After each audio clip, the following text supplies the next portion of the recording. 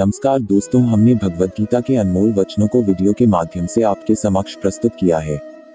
दोस्तों, आप सभी जानते हैं कि महाभारत के युद्ध से पहले अर्जुन ने अपनों को अपने सामने खड़े देख अर्जुन ने युद्ध करने से मना कर दिया था। तब भगवान श्री कृष्ण ने अर्जुन को गीता का ज्ञान पढ़ाया, यानी गीता उपदेश देते हुए समझाया था। तो आज हम आपको बताएंगे कि महाभारत युद्ध क्षेत्र में श्री कृष्ण द्वारा अर्जुन को क्या बोला गया था।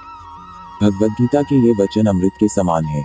जो मनुष्य इस अमृत को अपने जीवन में अनुसरण करता है, उसका चरित्र और व्यक्तित्व उत्तम होता है।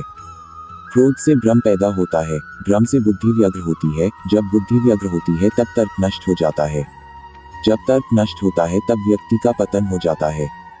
जो कोई भी जिस किसी भी देवता की पूजा विश्वास के साथ करने की इच्छा रखता है, मैं उसका विश्वास उसी देवता में दृढ़ कर देता हूँ।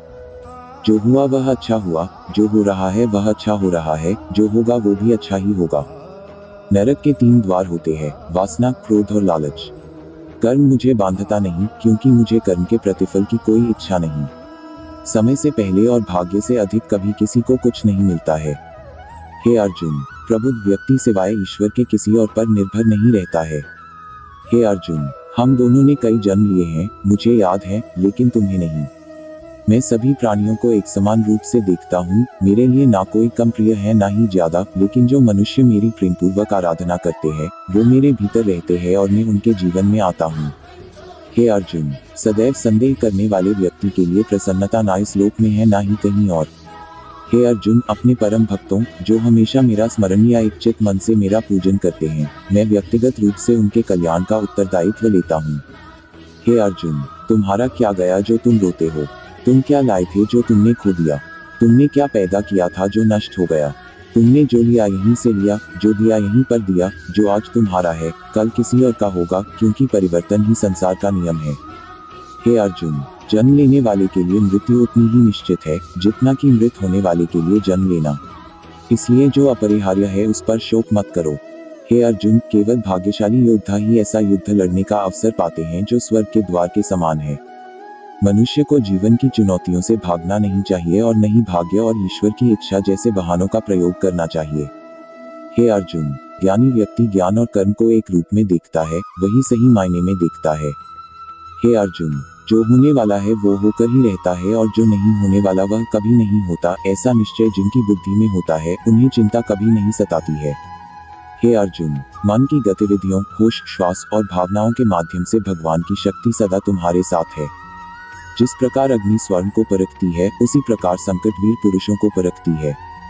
श्री कृष्ण कहते हैं, जब जब इस धरती पर पाप, अहंकार और अधर्म बढ़ेगा, तो उसका विनाश कर धर्म की पुनः स्थापना करने हेतु मैं अवश्य अवतार लेता रहूंगा।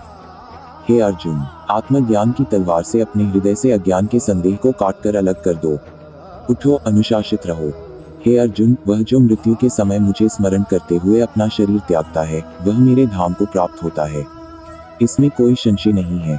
कोई भी इंसान जन्म से नहीं बल्कि अपने कर्मों से महान बनता है। जीवन न तो भविष्य में है, न अतीत में है, जीवन तो बस इस पल में है। जिस तरह प्रकाश की ज्योति अंधेरे में चमकती है, ठीक उसी प्रकार सत्य भी चमकता है। इसलिए हमेशा सत्य की राह पर चलना चाहिए। हे अर्जुन, मनुष्य को परिणाम की चिंता किए बिना, लोभ लालच बिना एवं निस्वार्थ और निष्पक्ष होकर अपने कर्तव्यों का पालन करना चाहिए।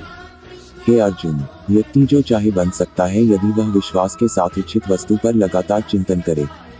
मनुष्य को अपने धर्म के अनुसार कर्म करना चाहिए, जैसे विद्यार्थी का धर्म विद्या प्राप्त करना, सैनिक का धर्म देश की रक्षा करना आदि।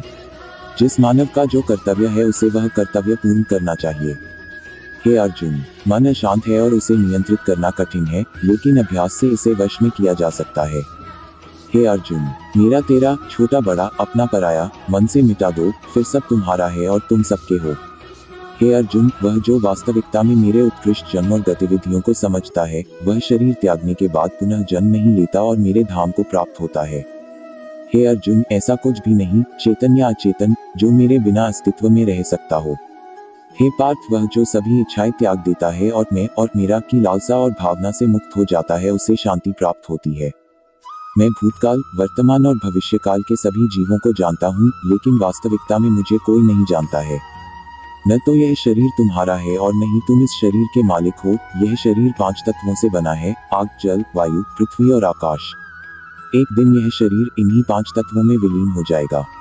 परंतु आत्मा स्थिर है, फिर तुम क्या हो? हे अर्जुन, मेरे लिए ना कोई घृणित है ना प्रिय, किंतु जो व्यक्ति भक्ति के साथ मेरी पूजा करते हैं वो मेरे साथ है और मैं भी उनके साथ हूँ। तो दोस्तों, यह गीता उपदेश सुनकर यह तो समझ आ ही गया होगा कि मनुष्य को कैसे अपने कार्य करने चाहिए बिना कोई संकोच किए। दोस्तों, आप भी अपने जीवन में गीता में कहा गया हर एक शब्दों का अनुसरण करना चाहिए। इसके बदले में ईश्वर आपको सुखमय और सरल जीवन प्रदान करेंगे। अगर आपको यह गीता उपदेश सुनकर आनंद प्राप्त हुआ है तो वीडियो को एक लाइक और चैनल को सब्सक्राइब जरूर करें। श्री राधे राधे।